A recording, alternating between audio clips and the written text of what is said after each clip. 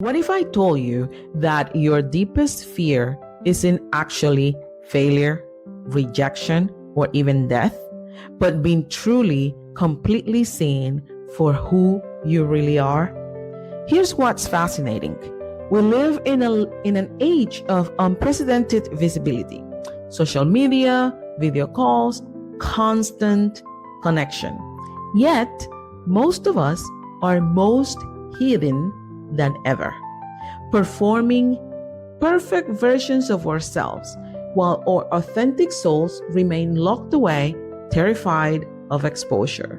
But what if that very fear that's been keeping you small is actually the key to the freedom and intimacy you've been craving? If you've ever felt like you're living behind a mask, afraid to let people see the real you, you're about to discover that being seen isn't your greatest risk. It's your greatest gift. Hello, and welcome to Unlimited Inner Peace podcast, where we delve into the secrets of finding inner peace and embracing it year-round. I'm Julissa. Last week, we talked about healing that inner void. Today, we're diving into what often comes next in the healing journey, the terrifying and transformative experience of letting yourself be truly seen.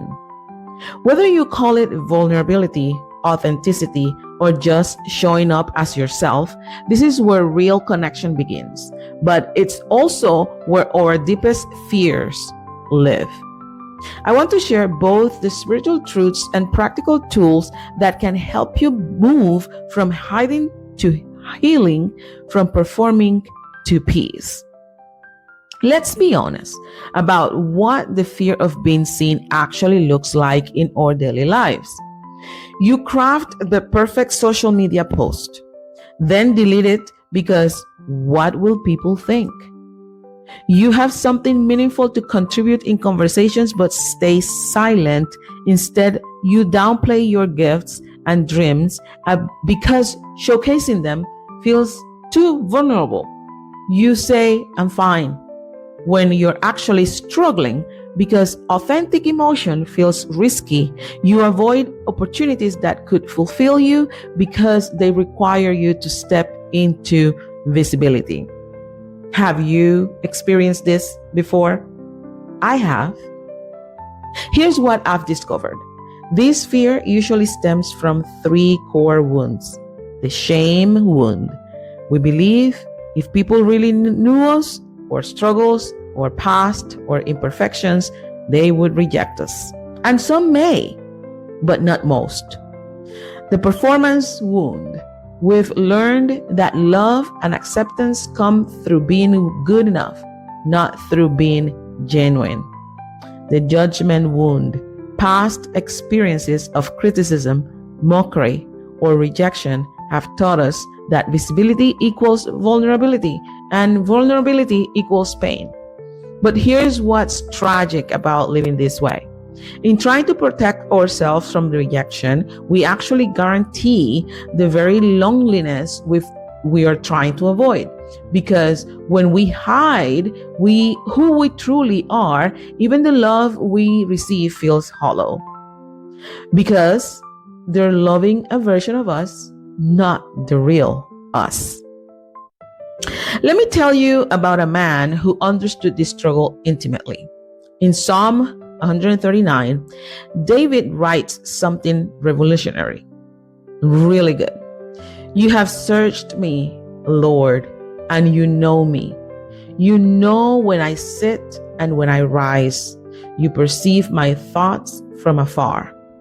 David is describing the most vulnerable experience possible, being completely, utterly seen by God.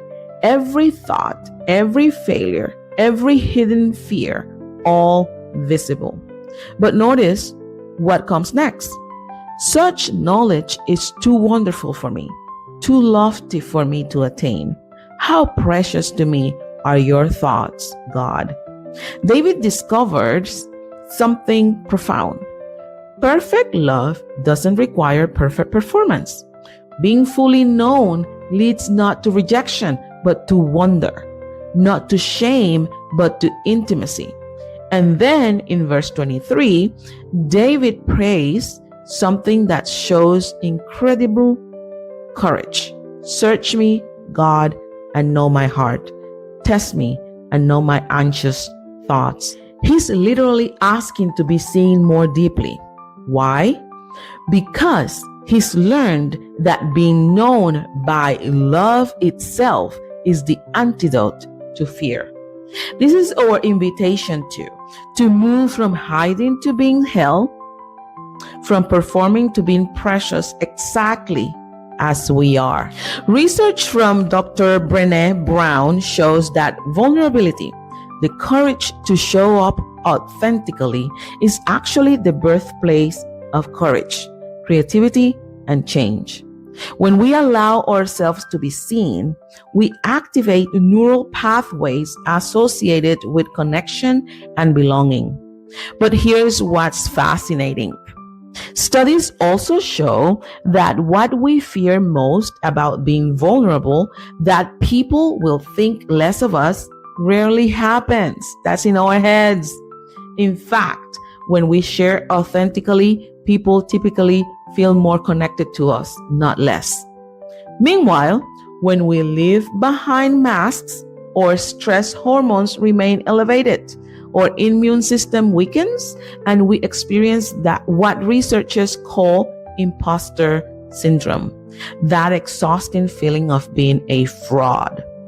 But scripture knew these thousands of years ago. 1 John 1:7 says, "But if we walk in the light as he is in the light, we have fellowship with one another." The word for light here doesn't just mean visibility. It means truth, authenticity, nothing hidden. And notice the promise. When we step into authentic visibility, we experience true fellowship, real connection. Science shows us that vulnerability is neurologically healthy, and scripture shows us it's spiritually essential. The first step to being seen by others is learning to see yourself through God's eyes, with compassion and not with criticism. Most of us have an inner critic that sounds like a prosecuting attorney, listing all our faults and failures. But that's not God's voice. His voice sounds like Zephaniah 3:17. "The Lord your God is with you, the mighty warrior who saves. He will take great delight in you. In his love, he will no longer rebuke you, but will rejoice over you with singing." The Lord will rejoice over you with singing. For 1 week, here's a practical step for you. For 1 week, practice catching your self-critical thoughts. When you notice them, pause and ask, would I speak to my best friend this way? Then, consciously choose to speak to yourself the way a loving God would. Try this affirmation based on scripture. "I am fearfully and wonderfully made. My imperfections don't disqualify me from love. They make me human and therefore relatable and precious." And what will happen if you do that? You will begin to internalize the truth that you don't have to be perfect to be worthy of love. This becomes the foundation for authentic vulnerability. Now, the path to start small and start safe. Vulnerability isn't an all or nothing proposition. You don't have to share your deepest secrets with everyone. Wisdom means choosing safe people and appropriate levels of sharing. Here's how to start.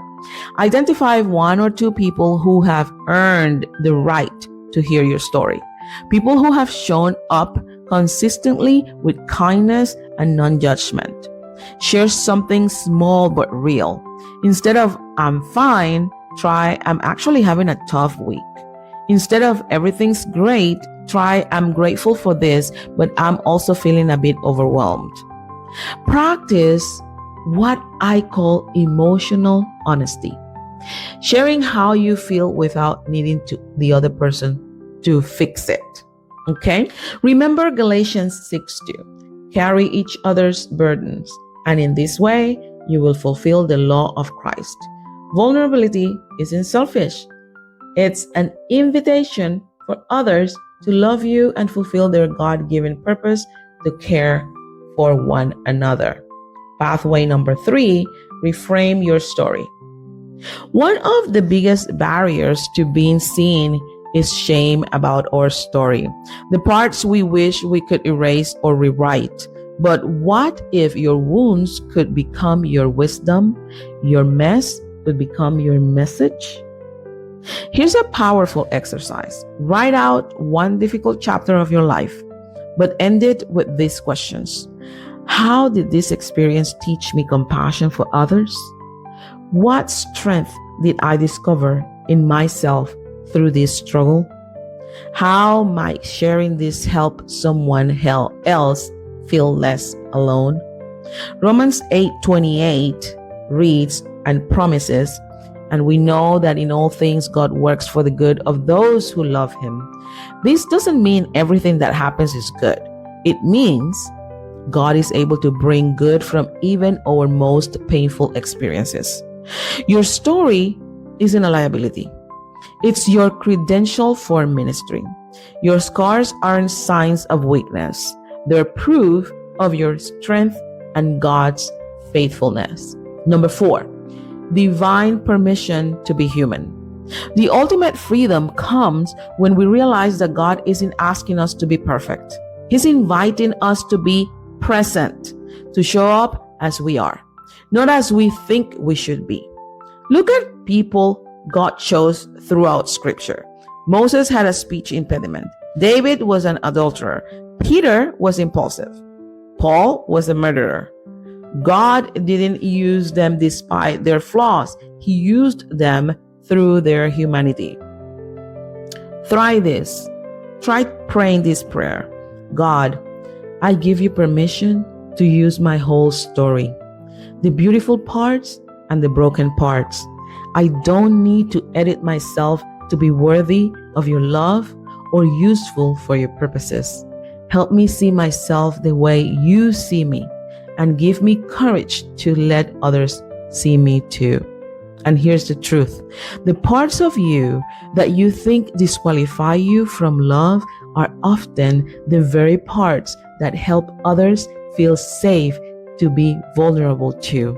Your humanity isn't a bug. It's a feature. Let me share something with you. This is something that I have struggled with, and I still struggle, and I'm still working towards getting better at this. I struggle with perfectionism. Okay. I struggle with perfectionism. I often struggle when I'm going to post something on social media. I would record one post, I would record it, or a video, I would record it over and over and over again. If I trip in one of the words, I'm like, oh no, I need to record it again. If it's a social media post, I read it and reread it and reread it because I want it to be really polished. I want it to be perfect grammar. On my videos, I want my hair to look good. I want it to be perfect. I want all those posts, all of those videos to be perfect. With this podcast, many times when I'm recording, I pause because I didn't pronounce a word perfectly, or I did not say a word the way, or pronounce it the way it should be pronounced. So I struggle with perfectionism, but I have learned that polished posts on social media might impress people, but honest posts invite people into connection. So the very thing that we may be afraid of and may think that people will think less of us, our humanity will actually allow people to see us as human and to feel more safe around us. So, my friend, you have that same power. Your authenticity gives others permission to be real too. When you show up as yourself, you're not just being brave, you're creating space for others to be brave too. So, if you're feeling terrified of being truly seen, let me speak some truth over you. You're not too much. You're not too little. You're not broken, too complicated, or too ordinary to be loved exactly as you are. The people who matter won't mind your imperfections, and the people who mind your imperfections don't matter. Your vulnerability is not weakness. You see what I did there? That's one word I struggle with, but I'm not going to even edit that out. So your vulnerability is not weakness. It's the birthplace of courage. Your story is not a liability. It's your gift to the world. The world doesn't need another perfect person. We have enough masks, enough performances, enough pretending. What the world desperately needs is your authentic presence, your real story, your genuine heart.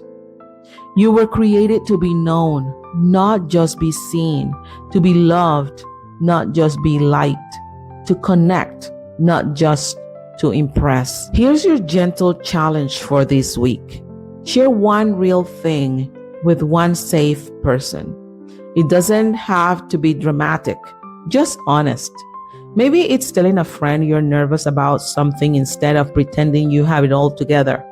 Maybe it's sharing a struggle instead of just the victories. And in the comments below, I want you to practice right now.